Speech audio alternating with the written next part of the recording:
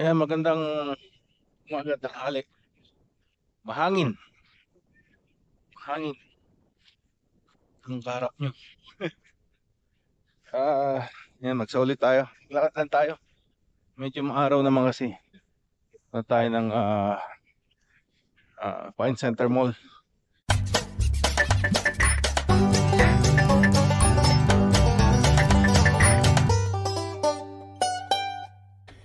Yeah, boy. Dito sa Northern BC. Dito tayo. Ang ganda, ang daming ulap. Ewan ko kung maano yung ano. Dapat pala nilagay ko yung ano. Yung balik tayo. Nagpalit tayo ng jacket natin. At kinig tayo sa music habang naglalakad. Punta tayo ng Canada Post. Sa uli natin to. Galing sa ano, sa Amazon. Nilagyan ko rin ng foam pala tong camera para hindi para ma-muffled yung ano, yung wind. Kasi kita nyo yung ano, kikita nyo yung mahangin sa flag. Yan, kasi pagka yung mic, maririnig yan sa mic pag walang muffler, parang ganyan. Maaraw pero malamig pa rin yung ano, yung hangin ba. Ano pa rin, kailangan mo pa rin ng sweater. Di guys, sa Vegas nung naglakad tayo doon, no, t-shirt lang talaga. Yan. Sa gabi medyo malamig, pero hindi kasi lamig dito. Yan. Sa Canada, no. Pero ang ano daw doon, pinaka busy man, tinanong ko yung taxi o Uber driver. Sabi niya pinaka busy month is June, July, August. Yan. Kaso nagwa 110 degrees Fahrenheit, over 40 Celsius ata yun. Yan, init yun. Yan, meron akong nakita sa YouTube na ang kaya pala yung ano dito, yung mga bagong design ng ng cars is very parang robotics, para wala kang ano, distraction na pagandahin yung car mo. Dati mga sports car gaganda ngayon yung design ng Cybertruck parang ano, very simple lang yung design.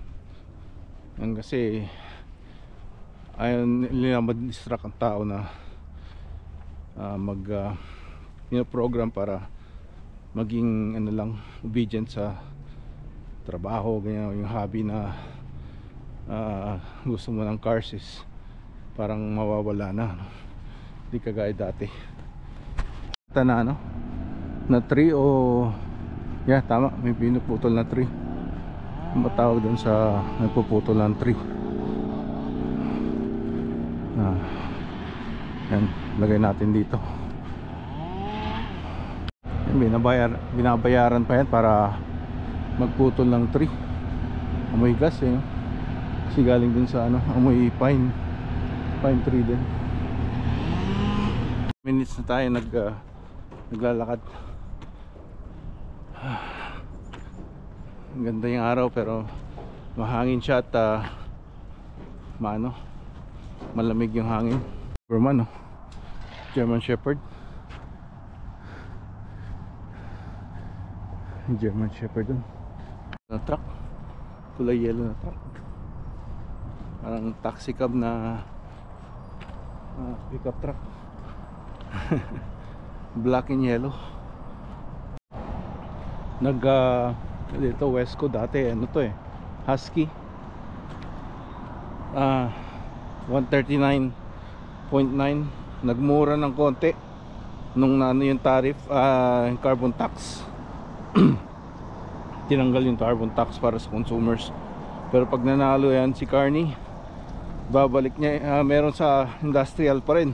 So ipapasa ng industrial company sa consumers. So ano yun eh, elitist, globalist. So pag nanalo yan, yari ang Canada. Magiging third world country ang Canada. Yun ay opinion ko lang naman, yun sa aking mga naobserbahan. Ayan, kaya maging wise tayo pag boto. Yung blue, si conservative Poilievre, at alisin yung 15% tax on most taxpayers. And he's Canada first, right?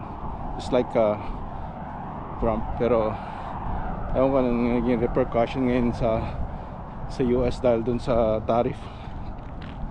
China tsaka US nagbabangayan. Balita ko over 100% tariff yung sa China, ang imported goods na galing sa China. Nako, ang dami rin nawawalang business yung mga Chinese, yung mga nag-export galing sa China.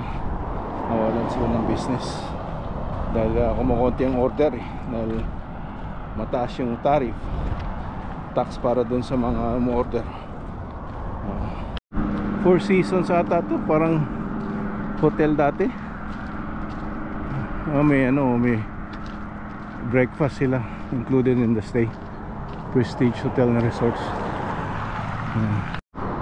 Eagle tsaka dalawang cubs tsaka isang malaking mama bear nandun.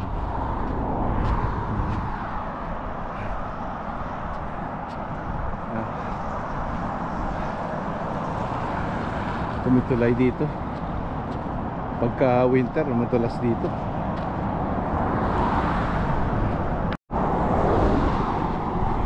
I really need to show. Daming show sa Vegas. Yung mga sexy show din meron. So pinik namin yung malapit na lang sa hotel kasi it adds up. Pupunta ka sa ibang hotel para manood ng show. Yung Rouge na yun sa akin ni Ben, sexy show ata yun. Stratosphere. Nagpunta sila sa ngayon, sa Spain, nag-asawa kaya pagka nagtrabaho ka na dito nasa 50s mag-i-start ka ng mag-iisip ng retirement mo. Bakit mo, according to your health, di ba? Health ang importante. Pag nawala yung health mo, wala na. Yung naka-program sa'yo na 60-65 years old ka mag-retire, hindi mo na isipin yun, di ba? Yung health is wealth. Para hindi delikado sa mga naglalakad, kasi hindi mo nakikita yung nasa likod mo. Biglang dito sila mapunta sa way mo yung casino dito, Treasure Cove. Yung hotel niya ay Prestige. Minsan na feature yan sa Price is Right. Pero yung picture nila yung sa Lake Louise. Yan. Helicopter ride ata from here to Lake Louise. Yan. Yung Edmonton Jasper. Sa left, Prince Rupert Terrace, Highway 16. Ito Highway 97 to Next time magbike tayo para mabilis. Ayun si Mr. PG lilipat daw yan lilipat sa bandang City Hall. Merong gate dun para saan. Ito yung intersection ng 97 South North, Highway 97 South North tsaka Highway 16 East West. Ayan, daming nilagay na mga for rent na dun ng condo townhouse. Dati wala yan blanco dati yan. Uwi tayo, hintay tayo, hinindot natin yan, hintay natin maging walk. Nakakamay pa siya, mag-a-appear. Layo naman appear mo, naka-walk na, walk like an Egyptian na.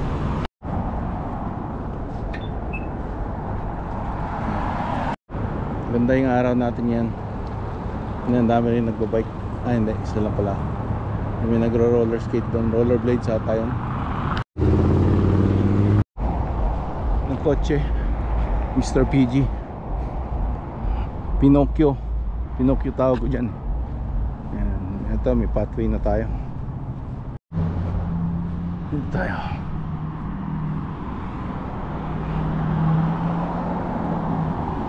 Ito yung yan yung entrance sa mall. Mga billboard dito. Hindi kagaya sa Vegas, yung mga lights billboard nila doon parang sa EDSA rin. Malalaki ng billboard. Ayan, puro mga artista nakapaskil. Ini-endorse ng mga artista, yung mga condo. Sa Manila yung mga pampaganda, pampuputi. Ayan, dito mga for sale na house. Ayan, sell your home today. Remax Royal LePage, yung mga 2% realty, yung mga dito tawag ng real estate companies. May scooter, may skateboard, bisikleta. Shoppers Drug Mart, Save on Foods. Nagawa na rin to. Ilang years din nila ginawa yan, Save on Foods. Parating din tayo rito sa Shoppers. Entrance dito sa Pine Center Mall. Dito tayo. And open sesame. Ito mo, galing ayan, nasa break daw close. Will return 1:45. Alauna pa lang. Oh no, 45 minutes pa tayo maghintay. Itong talaga ng service talaga ng Canada Post hindi maasahan. A few moments later. Tayo, wala dun, walang ganap dun sa loob ng mall. Wala, lang mga lang naliligaw. Shoutout kay Ethel, ni Red Electric Mustang siya. Tayo.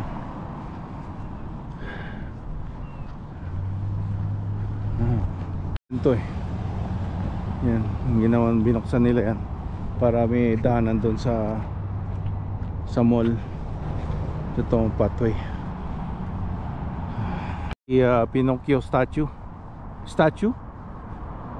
Oh, you look very familiar to me.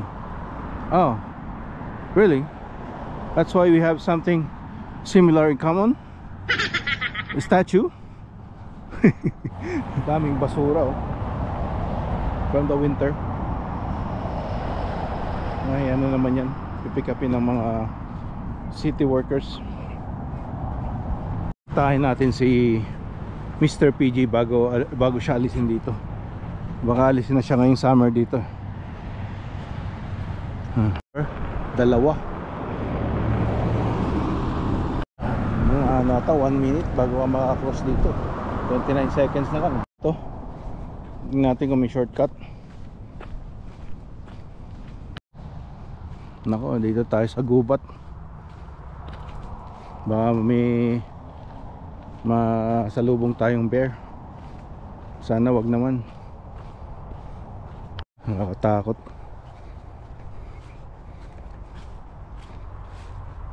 Yan na, daming basura pa. Mga naglalakad, iniwan nila. Yan, may knapsack pa oh. O jacket. Laki oh.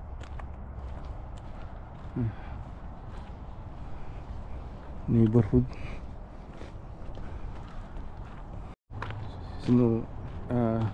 Sundan natin yung ano, Google Maps. Dito tayo. Kung tayo galing kanina sa taas ng bridge. Dito yun. Yun yung ano, bundok, sandbanks.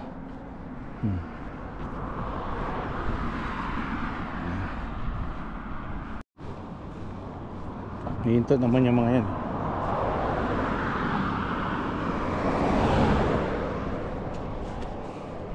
Yan. Okay. Pala rito. Ayun, Los Deo. Ano ba to? Sa likod ng Los Deo. Kalawang na hulog ka rito. Hindi ka mamatay sa hulog, mamatay ka sa tetano. Kalawang kalawangin. Few steps.